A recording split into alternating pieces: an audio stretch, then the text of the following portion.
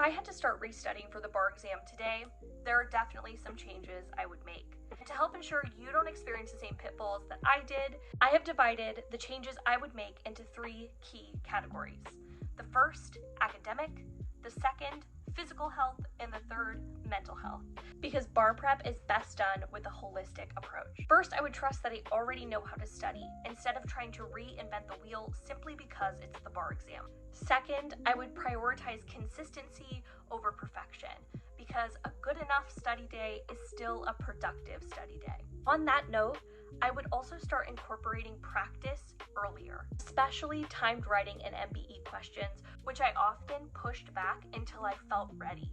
Next, I would review my mistakes without spiraling over them. Missing questions is part of the learning process and is certainly not evidence that I am going to fail. I would also stop comparing my progress to everyone else's.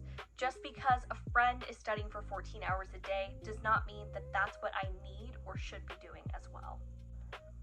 Finally, I would remind myself that burnout is not a badge of honor, and often exhausted studying is ineffective studying. In regards to physical health, I would avoid starting an intense new workout regimen as I'm starting bar prep, and instead I would prioritize sustainable movement that felt good. I would really start incorporating cardio as I'm studying, especially with a walking pad and a standing desk. When I incorporated these things later in my study routine, I found that it tremendously helped my focus and energy.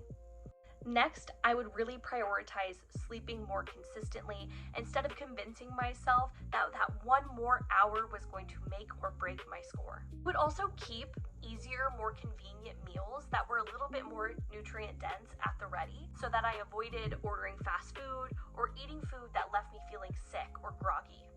And on that note, I would drink significantly more water and slightly less caffeine. Finally, I would remind myself that taking care of my body is not separate from bar prep, but rather an integral part of the bar prep process.